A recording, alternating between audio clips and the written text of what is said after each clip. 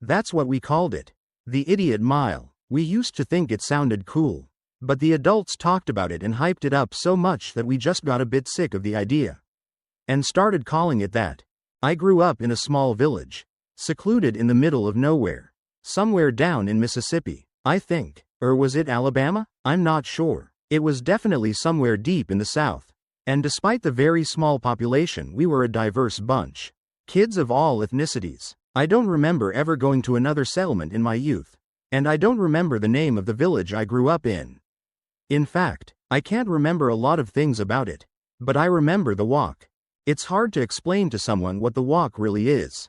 To most people, it might sound insane, maybe even cruel, but to us, it was just a part of growing up. It's a rite of passage. The walk marks the day you stop being a boy and start being a man. It was like a line in the sand. Every boy who's old enough has to do it. It's expected. When you turn 13, you go on your walk. You get your time, you get your route, and you walk. It's not something we talked about. Really, growing up, my friends and I had heard about it many times from our parents and some of the older boys in the village. How great it would be for us. How we'd come back as young men. We'd always scoffed at it. Maybe this isn't something many people will relate to. But when we were younger, we didn't care much for the idea of growing up. Being a kid was enough. As we got closer to the point in time when it'd be our turn. Though, our dismissal turned into real anticipation. I guess we just unanimously decided that now, we were ready to be men. Anyway, the point I'm making is that when you're younger, you didn't ask that many questions. You didn't even think about it much. You just knew that when your time came, you did too. It's a tradition, like everything else in the village. And traditions, well, traditions just are. When my turn arrived, it had been decided by the adults that for the first time, all the 13-year-old boys in the village would go together. A group, a shared experience. Maybe it was supposed to be as a sort of bonding exercise. Maybe they thought it'd make the walk easier. But I don't think it worked out that way. In fact, I think it made it worse. The group was 5 in total, like I said. It was a small village, and we were all good friends. We were the only boys in the village of the same general age bracket. So it made sense. Myself, Sam, Jonah, Robbie and Christopher. We set off the day after Jonah's birthday, since he was the last one in the group to turn 13. And, contrary to how we'd mocked the adults' constant reminders about the walk when we were younger, we were really excited. We were ready to grow up, to be men, to reach our potential and be what we were destined to be. Despite my excitement, I was still nervous, but I didn't show it. That'd be a bad start to becoming a man. My dad had warned me, but not in a way that scared me or anything. Just with a quiet seriousness. It's only a walk, son, he said when I asked him how it went for him. It'll feel weird, maybe, but that's just the way things go. We stood there together at dusk, at the corner of the only shop, where the edge of the village meets the country roads. The sun hung low in the sky, and there was a slight chill in the air that I didn't like. The whole place seemed oddly quiet, like everyone was holding their breath. The older boys, the ones who had already gone, were watching from the porches, their faces unreadable. Christopher's dad was the one who ushered us along our way. Time to get going. Boys, make the most of it. You're about to be new young men, he said with passion in his voice. You have the start of the route. That's all you'll need. You'll come back when you're ready. He stepped aside, and we exchanged the last few words with our families before we got going. You all set? My dad asked with an encouraging smile. I nodded. I was sure I was. I looked down the road. It stretched out ahead of us, just the same old country road we'd seen 100 times before. There was nothing special about it. Nothing scary. Just a road, with long patches of grass on either side. A few houses dotted the way out of the village, spaced far apart like everything else in the place. I couldn't really see what could possibly go wrong on a road like this. My dad gave me a small, hard pat on the shoulder before turning back to other adults. You'll be fine, he said, and that was it. And so, we set off. At first, I felt nothing. The road was as it always was. The houses, the fields stretching out beside me. Everything was familiar. It was just a walk. Just like Dad had said. Sam and I were cracking jokes. Christopher was already trying to push Jonah around, and Robbie was just walking alongside us, zoning out as he tended to do. It was just like any other time we hung out. About an hour later, the sun had all but set. It was a cloudless night, though, so we could still see where we were going reasonably well. It was around this time that our usual joking and dicking about stopped. Instead, for the first time, we began to feel real excitement. We were going to be men after this was done. We cheered, laughed, slapped each other on the backs. I can't remember ever feeling such thrill or camaraderie. The road we walked was simple. Not a single noteworthy thing about it. We passed a few houses, some right by the road and some we could see off in the horizon. A couple of barns scattered here and there, and fields that seemed to stretch on forever. But eventually, something about the road itself started to seem off. It was me that noticed it first, at a point where the road went straight ahead for a long distance. No bends or turns in sight. The road seemed to be continuously shrinking inward as it went on. The edges of it were perpendicular, closing inward, and yet as we continued forward, it never seemed to get any smaller like it should have. When I pointed this out, Sam agreed that it didn't make any sense. But the others seemed to think we were crazy and didn't see it at all. I couldn't understand. You have to believe me when I say that by this point, it was more than obvious that the metrics of the road made no sense at all. I even crouched down to inspect both sides, confirming my suspicion, but the other three boys just shrugged it off and told us to stop being weird. The thing is, Sam had a look on his face by this point saying that maybe he wasn't so sure himself. Sam was my closest friend in the group and tended to take my side whenever a debate broke out. And I guess in hindsight, I find myself wondering if he'd just been doing the same thing then, while inwardly thinking I was crazy too. I don't know if I prefer that to the other possibility, that the road had become some sort of fugitive to the laws of geometry. I decided to just move on from it and try my best to ignore the bizarre detail. However much it nagged at the back of my mind, things shifted back to normal between us fairly quickly, as we went back to all our excited predictions for what it'd be like to finally be growing up. The road was no longer familiar to us. Not at all. We'd walked along many bends and turns at this stage, although somehow, not once had we come across a fork in the road. We'd been walking for what felt like hours by this point and, to be honest, I was starting to wonder when we'd actually come to the point at which we were ready to return. The others were all so focused on the journey and their anticipation of becoming men, though, that I thought it better not to ask.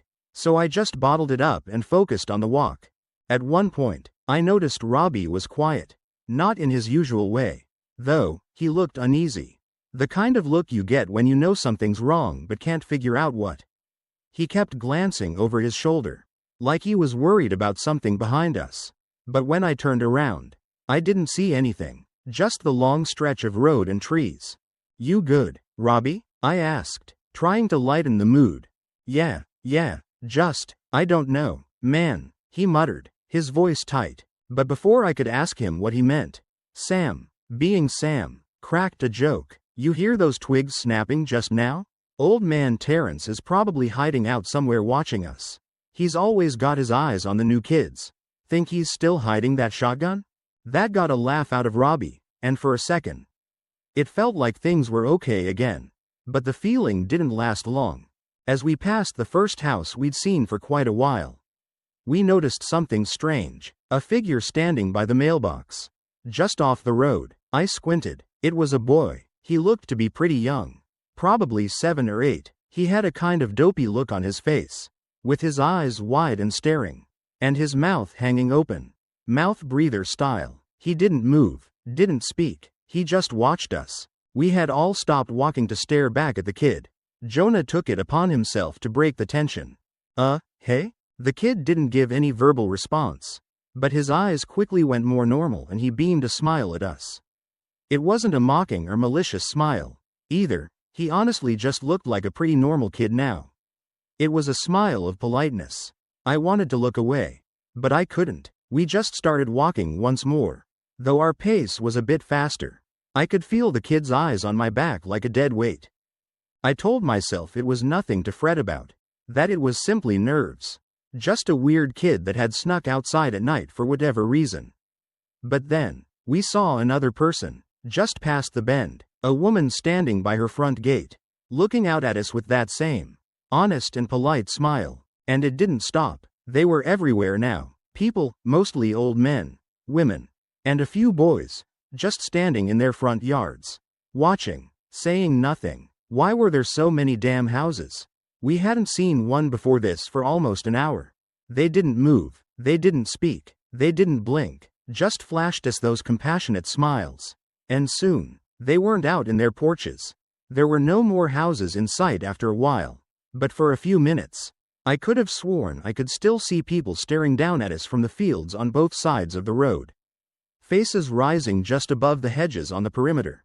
Eventually, it seemed like whatever that had been was over. We didn't talk for a while afterwards. After 10 or so minutes of next to no conversation, Jonah stopped walking, just froze. No reason, no explanation. "Jonah?" Sam called, walking back a few steps. "What's up with you?" Jonah didn't answer. His eyes were wide, his face pale. He was staring at something ahead of us. But there was nothing there, just empty road. After a long moment, he blinked and slowly shook his head. "It's nothing," he said, but there was something off about his voice. He wasn't looking at any of us anymore. His eyes were far off, like he was seeing something else entirely. Christopher stepped forward. "Hey, come on, Jonah, let's keep moving." Jonah didn't respond. After that, we all seemingly realized in unison that suddenly, there was something deeply wrong. I was overcome with the pressing feeling that I was in terrible danger. The air felt thick and heavy, like the kind that had been trapped in an old house for far too long. And it smelt and tasted like there was a heavy storm on the way. "Ozone. You guys feel that?" Robbie asked, his voice unsteady. I nodded, but I couldn't explain it. Something was changing. Something was shifting. We weren't just walking anymore. We were being watched, followed, toyed with. I was certain of it. More certain than I've ever been of something. I could feel eyes on the back of my neck, like someone or something was following us. But when I turned around, there was nothing there. We kept walking, but the silence between us deepened. Robbie's eyes never left the distance. And Christopher started muttering to himself, his words incoherent. Jonah kept looking back, his movements jerky, like he was trying to catch a glimpse of something just out of view. The further we went, the more I was sure I could hear some kind of whispering in the air, soft and quiet, but unmistakable, as though it was coming from the very ground beneath my feet. "You hear that?" I whispered. Sam shook his head. "It's just the wind. It's nothing." But I could see it in his eyes. He didn't believe it. None of us did. We walked on for what felt like days. The road twisted and bent in ways a country road shouldn't have. Like it was changing, actively altering itself. I remember us taking 3 sharp U-turns straight after one another, seemingly passing by the exact same dilapidated shack at each of the 3 curves. The buildings we passed looked different, too. Their windows were dark, and some of them looked like they were rotting. I don't just mean that they looked old and forsaken, either. They looked as though every material they'd been built from was in a state of heavy decomposition. The wood of the barns was warped, the paint peeling, the lawns beyond overgrown. It was like the whole world was slowly falling apart around us, as if the road was all that was left in reality. At one point, I distinctly remember feeling someone breathing right down my neck, hot and clammy, as if they were stooped right behind me. I screamed out in fear and fell to my feet, spinning to look behind myself. But what I saw baffled me. I was facing up at the rest of the boys, their faces fighting between fear and concern. What the fuck? Had I somehow been walking backwards for some length of time without realizing it? How come no one had said anything? "Hey, come on dude, it's okay, we're here, I'm here." Sam knelt down to help me to my feet, his voice comforting despite the shock I must have put him. I was hyperventilating by now. "Let's go." He got up and held out a hand, inviting me to do the same. I grasped it tight and pulled myself up, for reasons I can't explain. I remember wishing I could have held Sam's hand longer. Another hour or so passed, and the air was thick with tension. Christopher was staring at his shoes, his hands clenched at his sides. Jonah was breathing in short bursts, and Robbie had started to trail even further behind. his eyes hollow. I felt it, too, even if I wasn't fully aware of it. The madness creeping in, the pressure building behind my eyes. Then, the first real fight started. I hadn't been paying attention to whatever preceded it, but Jonah snapped at Christopher, his voice full of rage. "Stop acting like you're fine. You're not fine. None of us are fine. Something's wrong. Damn it." Christopher's face reddened. "I'm not the one acting weird. You're the one who's." But Jonah cut him off. "I'm fine. I'm fine. You're the one." He broke off, his eyes wild. Then, as though in a trance, he turned and started walking faster, ahead of all of us. "Jonah," Robbie called, but Jonah didn't stop. His hands were shaking now, and his breath was coming in short, ragged bursts, intertwined with sudden bouts of screaming that came and went. We watched him go, but none of us moved. There was something wrong him. Something seriously unnatural about the way he was walking. His body jerked with every step, like he was trying to pull himself free from some invisible force. "Jonah, stop," Sam shouted, but it was like the words didn't reach him. He was moving farther and farther away, vanishing into the horizon. We stood there for a while, no idea what to do. Eventually, we just wordlessly came to the agreement that we had to keep walking. There was nothing else to be done. As we went, the air went from thick and oppressive to suddenly crisp. The kind of crisp that made your breath visible. It was so instantaneous that we exchanged a few looks between each other before pressing on. There was no real value in questioning or even talking about things at this point. Just as I'd started to get used to the now frigid temperature. The wind picked up, not much at first, but after a short while it howled and made it difficult to press on. As it was pressing forcefully against us, I was quite scrawny in my youth, so I had an especially rough time. Soon after, the road grew to be surrounded on both sides by a dense forest. The long branches seemed to reach down to grab us, twisting and coiling around themselves. There was something wrong about them, too, in spite of how long some of their branches and twigs grew outward. They didn't sway in the increasingly heavy wind, not even slightly. I could have sworn there was some lifelike quality to them, like they were welcoming us forward. To what exactly I didn't know. Then, the wind stopped and the air felt thick and muggy again. It happened as suddenly as the first change. We exchanged another look of bewildered terror, and continued. The farther we went, the more the silence pressed on me. The world felt too quiet, too still. Our footsteps were the only sound I could hear, and each one seemed louder than the last. I was about to say something, anything, just to break the long enduring silence, when I saw something out of the corner of my eye, at the edge of the tree line. It was the boy from earlier, the first person we'd seen standing outside a house earlier. But now his face wasn't displaying that friendly, neighborly smile. It was twisted in a look of pure, unadulterated hate. My breath caught up in my throat. It should have been funny, a harmless little kid putting on such a strong look of anger and hatred. But it wasn't. It wasn't funny at all. Again, I stumbled back and cried out in fear, shouting jumbled nonsense and pointing at the spot in the forest for the others to see the cause for my terror. My voice hitched and I desperately scooted backwards to be closer to the group. Eyes all but screwed shut, just as he'd done before. It was Sam that came to my aid. His hands lightly slapped my cheeks, trying to get me to pay attention to his voice. Clearly panicked but doing his best to soothe my horror. "Snap out of it. There's nothing over there. Please, just calm down. You're gonna be fine. Nothing's there. Just relax, man. Jesus. Breathe. Deep breaths. Dude. Deep breaths." I stole a glance around Sam. Back at the tree line. The boy was gone. I focused my attention back to Sam as he grabbed me under the armpits and hauled me upwards. He was breathing heavily too now. I stared at his face. And finally, I eased back out of whatever panic attack I was experiencing. Instead, a feeling washed over me of deep appreciation for Sam. For my best friend. I realized that I wanted him to grab my hand again like he'd done earlier on. I think that I loved him in that moment. And I hated it. I hated it more than I'd hated anything else we'd experienced on the walk. I hated how I felt. And I hated him for making me feel that way. So I shoved him back. A startled sound came from his mouth. But I hit him. I hit him harder than I thought myself capable of. And he fell back, clutching his face, gasping with pain and surprise. I threw him onto the ground and started swinging more punches at him.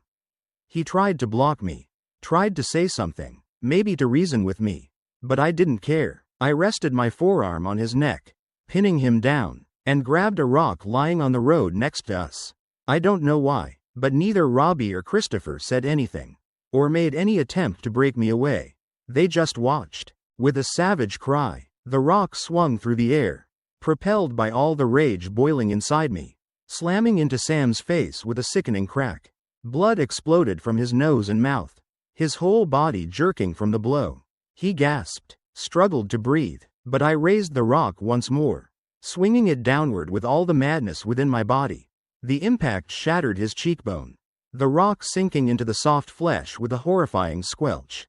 Sam tried to scream, but it came out as a gurgling rasp, blood spilling from his lips as his hand reached meekly towards me. But I was relentless. I hit him again and again, crashing the rock into his skull with a sickening rhythm, rendering his face into a grotesque pulpy mess. He went almost entirely limp, fingers twitching before falling still. His face was practically unrecognizable, a twisted, bloody mask of torn flesh and exposed bone. He laid there, gasping for air that would not come, choking on blood he could not spit.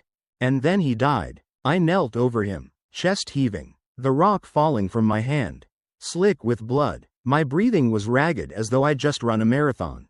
I hated him still, and I was satisfied with what I'd done. I finally looked up. Robbie and Christopher were still doing nothing more than taking in the sight of what just occurred. After a few seconds, they just turned around and continued down the road. All I did was catch up with them, my anger cooling away, forgetting about the act I'd just committed. And you know what? I realize now that I've never given any thought to what I did.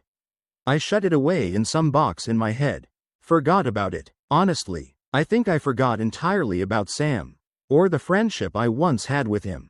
It all only came back to me now, as I've been writing this. It's like he never even existed or something. The three of us remaining walked in silence for about a minute before one after the other. Robbie and Christopher began to fall behind. They glanced over their shoulders, eyes wide, shoulders tense, and then shuffled away into the woods. Alone, I tried to call out to them, but they ignored me, vanishing like shadows, swallowed by the darkness that seemed to creep in from every corner. Soon, I was walking alone. At first, I thought it was my imagination, but the quiet was suffocating. The longer I walked, the more wrong everything felt. The trees seemed to lean in closer and I felt eyes on my back, watching me from the deep shadows between the trunks. The road twisted and turned, looping in impossible directions, as if the forest around it was shifting, playing with me. I tried to retrace my steps, but it was like the trees were watching me, moving to block my way. I tried to ignore my fear. I focused on the road, on getting to the end. But as I walked farther, it got harder. I wanted to turn back, but I knew I couldn't. Not now. It was part of the walk. You don't turn back. The air was laced with the smell of rot, and it began to feel as though the road was shifting beneath my feet. I tripped, tumbling down onto the asphalt, my arms scraping against the rough earth. When I finally stopped, I lay there gasping for breath, the world spinning around me. When I managed to get to my feet, I saw Christopher. He stood ahead of me, eyes empty and distant. His face was pale, his mouth slack, as though he'd been walking through that forest for days without rest in the time since they'd left me. He seemed to be looking past me. He didn't move or even blink. I tried to get his attention. Chris, come on, please, talk to me. What's going on? You're scaring me, man, please. He seemingly came to his senses at that, and looked at me. He sighed softly. There's nothing to be scared of, dude. Just do what we've all been doing.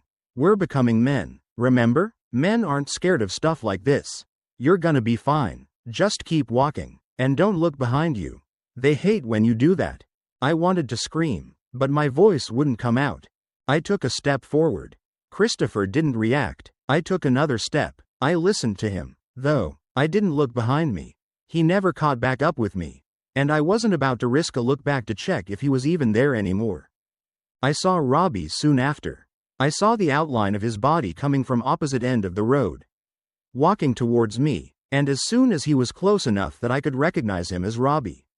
His face twisted into a look of primal fear. His eyes bulged, his mouth open in a silent scream. He was standing in the middle of the road. But when I reached for him, he screeched, "Don't hurt me. Oh God, please don't hurt me. Please. I don't want to die. I want to stay young. Please, don't hurt me anymore." I was lost for words. And before I came up with the ones I needed to try and calm him down, he bolted past me, going in the direction I'd came from. He screamed all the way. As a matter of fact, I don't know how far away he went, but I didn't stop hearing his intermittent screams for at least the next 10 minutes. They sounded full of pain. I stumbled forward, heart pounding. Sweat trickled down my forehead. My legs were shaking, but I couldn't stop walking. I realized that Sam was walking beside me. I didn't really react to that, just continued to walk alongside him. His face was the same disfigured canvas of ruined skin and bone. I could barely make out where the individual parts of a human skull resided on his. His face was the anatomical equivalent of a Jackson Pollock painting. He paused after a few minutes, and turned to hold his hand out to me. I didn't take it. "I think I'm ready now. Bye, dude. Bye," I responded. Then he turned forward again, and walked away down a fork in the road, the first we'd ever encountered on the walk. I blinked and the fork was gone. Sam gone with it. The air felt thicker than ever before. So thick it was almost suffocating me. I steeled myself and continued down the road's remaining path. As I rounded the curve, I stared down the road at the figure waiting for me. It was me. A perfect double, like looking in a mirror. No expression, no movement, just stillness. My heart started hammering in my chest. I stopped in my tracks, unsure what to do. "You're almost there," he said, his voice flat, emotionless, but unmistakably mine. The words sent a chill down my spine. But before I could react, he spoke again, his voice a little louder, a little more urgent. "You're almost there, almost you." I couldn't move. I couldn't speak. It was like something had taken hold of me, frozen me in place. I wanted to run. I wanted to scream, but something told me that wasn't allowed. "Not now." He smiled politely. "You're almost me, almost you," he repeated. "Just a little farther, and you'll know." The road ahead of me began to blur. My thoughts spun, tangled, like I was in some kind of dream. I sprinted forward, desperate to finish the walk. The people were still watching me, I realized, or had they been all along? They were all around now. The figures from the houses, from the mailboxes, standing just off the sides of the road, smiling kindly. They were waiting, and I realized then, with a sickening clarity, that I wasn't walking toward the end of the road. I was walking toward something else. Something I couldn't see, but I could feel. Something that had been waiting for me my whole life. I don't remember anything past that point. Only that I didn't get back to the village. Someone out for a drive found me days later, wandering in circles, muttering to myself, my eyes wide and unseeing. I was taken to the police. Then after that a foster home. Of course no one believed me. What good could they have really done for me? I couldn't produce a name for my village, or for my parents, or practically anything about the place. I'd somehow forgotten it all, and I knew there was no point even trying to explain the walk to them. So I just kept it to myself. Many times, I've reflected on the words said to me before we embarked on our journey that day. "You'll come back when you're ready." I sure as hell feel ready. I have for a long time. But how the fuck am I supposed to go back to a place I could barely even remember the existence of? I spent months after I got my license driving throughout those southeastern states, scouring maps for anything worthwhile, and I've never been able to find any village like what I can remember. Not even a road that looks like the one we walked. I've kept my story to myself for over a decade now, and I guess that's why I wrote all this here. Everyone will think I'm loony, of course, but at this point, I just needed to get it off my chest and tell someone about it. I'm done giving myself headaches and other mental pain over the idiot mile. After all, I'm a man now.